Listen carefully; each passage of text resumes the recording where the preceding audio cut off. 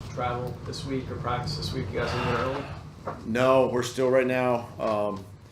Still on schedule to leave Thursday night or Thursday afternoon, evening, whatever it is, 5:30, I think. Um,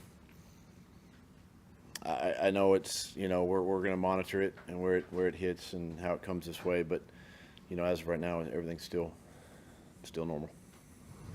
How would you assess prognosis for Evan this week? Good. I think he was really close last week. He got himself back into practice a little bit. I would anticipate him doing more this week and seeing where he's at the end of the week. But I think the chances of him getting back in here this week are pretty good. Chris, do you have a chance of going into this stretch as healthy as you have been for this season if you can get Evan back in there? Well, probably yes and no. Duvernay is going to be one now that is going to show up on the injury report from yesterday. We're going to see where he's at. It's another lower body. ETN should be fine coming out of the game. I think these next couple of weeks, though, are big for us to get some players back. Tyson Campbell, get a chance maybe in another couple of weeks to get him back. Andrew Wingard has been doing a great job. We'll see where he's at here in a couple weeks. So we're getting close, to getting all our guys back, and that's a good thing. Is Travis still a little bit of a shoulder? Yeah, it's still. I mean, he got popped on it yesterday, pretty good, and that's what kind of kept him out of the game there a little bit more in the second half, just because it was sore and tender, and just didn't want to risk it further. Any other injuries coming out of the game? Devin's going to be the big one right now for us. Everybody else came out good or came out okay. I mean, there's still going to be some sore guys as the week goes, but we came out pretty good. That's what you Devin. Devin, still the knee? Devin? Yeah. No, it was. Sorry. Wrong Devin. My bad. Never mind. Oh, I'm sorry, Devin. Yeah, Duvernay. Yeah, lower body. Yeah. What's your level of concern about the pass defense right now? Because it's got a 5-game sample size now, and it's been pretty leaky. And obviously, and you've had injury issues at that back end as well. It's something that Ryan and I we've talked about it, and look, it's we've got to make sure we're as coaches we do the right thing for the players, making sure we're putting them in good spots, but at the same time too, we got to have really good communication in the back end, and sometimes we're getting some some busted assignments back there, and those are in critical moments, and we've got to fix those, and so we're I mean, as good as Trayvon played, and the D line a little bit yesterday, there's still a little bit more left, and so it's just a matter of just got to keep working, keep pushing through it. I think it's really close to opportunities to create some takeaways, with the pressure, but we just got to keep going. You harped on the continuity issue at the beginning of the year with the offensive line, and now it seems like that's starting to manifest itself a little bit because they've clearly had their 2 best games the last 2 weeks. Yeah, the O-line, played good as a group again, yesterday. When you can, rush the ball for 125 plus yards, whatever it is. Tank goes for 101. I mean, it just things are beginning to, from a scheme standpoint, you're kind of getting back to your core stuff. Those 5 guys playing together. There's the continuity, there's the rhythm, there's the timing of blocks, the combination of blocks. We can do a little bit better of coming off to second level. They got Indy had a couple of plays where their 2 linebackers can run, and they made some plays, and that's going to happen. But I think these last 2 games have been good for our offensive line. You kind of touched on it, but the game that Trayvon had yesterday, what did you feel about it, and how has he sort of progressed? I mean, since you guys got him in here in 22. Yeah, I think you're really seeing his power, his length, speed, and athleticism, who he is as a player. I think this scheme benefits him.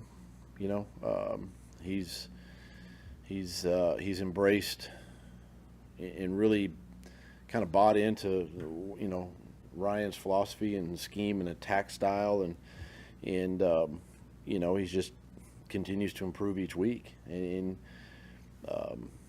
just like where he's at. I mean, he had a really good game yesterday. Probably could have had a fourth sack, in there, maybe a fifth sack in there, but that's just him, and that's what I see during the week, how he prepares during the week, and it's carrying over, to the game, and it did yesterday.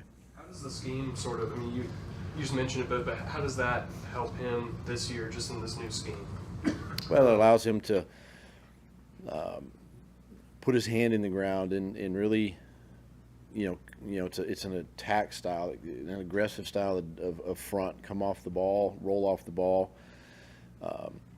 being able to teach him how to create a pass rush plan, how to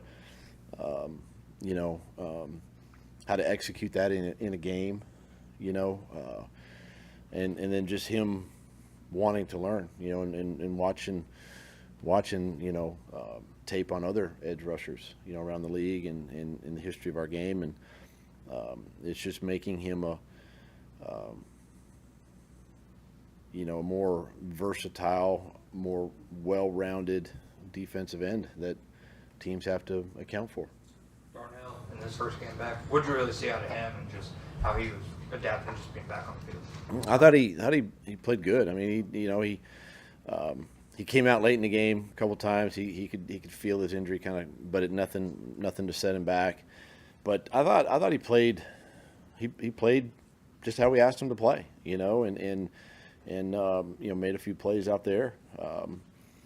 I thought within the structure of played probably a little bit more zone, yesterday than previous weeks, and that's a strength of his. But I think just having his leadership out there, his veteran presence, really paid off for those guys yesterday. Is that big for Jari on game day, just to see how Darnell kind of goes about his business? Oh, 100%. It just gives another, for Jarian to kind of lean on and to watch and to study and really kind of, because that's the thing about it is Jarian can play corner, nickel, or Sav can go nickel safety, and being able to play two spots, very helpful for Jarian to be able to see that. We've heard some of the guys say in the locker room that early in the season they needed the best players to play like that on Sundays and show it. Was that just kind of the case yesterday? Yeah, it was. I thought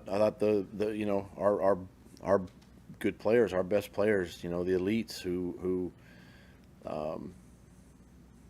stepped up, in crucial moments and made the plays that helped us win that football game, and that's what it's going to take. It's going to take that just week in and week out, because I shared with the team, like, we've been in 4 one-score games, already, and so it's going to come down to the last 4, 5, 6 minutes of a football game, and that's when you need those best players, right? Your best players to really step up and really make an impact, and they did that yesterday.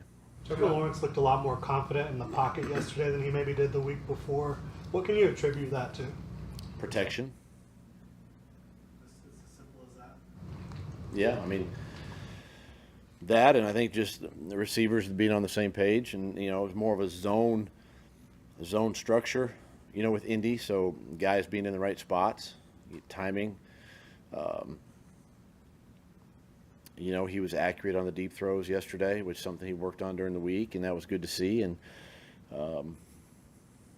that's how he can play. Did you like how he handled the 2-minute, Trevor, in terms of just timing, pace of the drive, big throws? At the end of the game? Yeah. That one, yes. The one before the end of the half, no. I mean, we could have done better there, but I thought at the end of the game, yeah, he saw the field. They pressured us a little bit, made a nice throw there to Christian on the sideline it really got us into field goal range at the end, and then we ran it 3 times just to try to take some time off the clock and force them to make burn their timeouts. But I thought that's when there was 2:52 or whatever it was left and a couple timeouts, I knew we had plenty of time and opportunity to to go down and at least kick that field goal. How unusual is it for a quarterback to play a full game and not get hit once? It's rare. I mean, it's rare. It usually doesn't happen. You're going to get hit a couple times. QB hurries, things of that nature. But again, I think it's just a credit to the O-line. And it just paying attention to detail. And focusing on your job and just things we've been talking about. With the team, and they did a great job keeping them clean yesterday. And Trevor did a great job of distributing the football. So, and then we were able to run the ball. With some success. So I think all of that helps, keep your quarterback clean. Anybody else? Yeah, how impressive was Tank after going back and watching the tape, just what he was able to do, breaking tackles and running away from people? Yeah, I mean, it was impressive. He's aggressive, physical, kind of a one-cut guy. There's some teaching moments for us to be able to continue to show him, where the hole will be and is, and he'll take that and improve this week. But he played well, and it's good to see from him. Because as the season goes, you're gonna need two, maybe all three, of those guys. I thought Dearness did some good things in the pass protection too, yesterday when they pressured. So, but yeah, Tank played good. Was that like a pointing, or what was that almost a taunting penalty? Stiff arm. It was a stiff arm. On air. On air. On air. Love it.